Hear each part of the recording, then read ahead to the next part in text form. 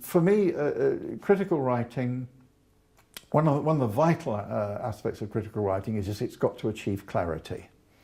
And it's got to achieve a clarity that doesn't diminish.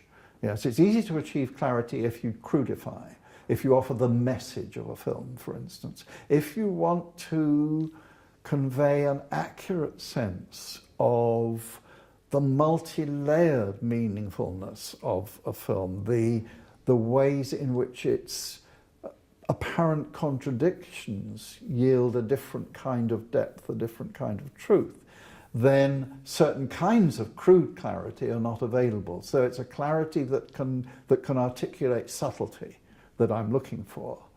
And that is, to my mind, well, in my life, very difficult to achieve. I'm envious.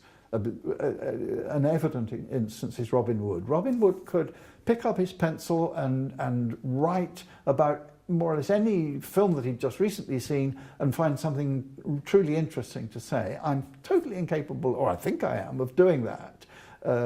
My conviction is that I have to be quite laborious, and that part of my labour is to make the labour disappear. Yeah, it's as I feel about film also. The construction must show, but the labour that went into making the construction should vanish.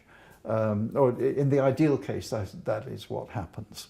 That one can see how meticulously constructed the film is. That it was difficult to construct in this way disappears into the apparent ease and delightfulness of its flow.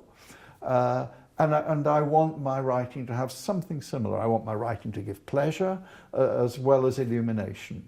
So I want it to be good prose in the sense that it has a rhythm, but also expressive prose in the sense that it has a rhythm appropriate to the subject, not just a rhythm. And was very much part of my intention is that they shouldn't be books that were only critical analyses of these films, but that should also be essays in film aesthetics that should relate why I think these films are important and moving and manifestations of genius, a word that I think we use too little nowadays.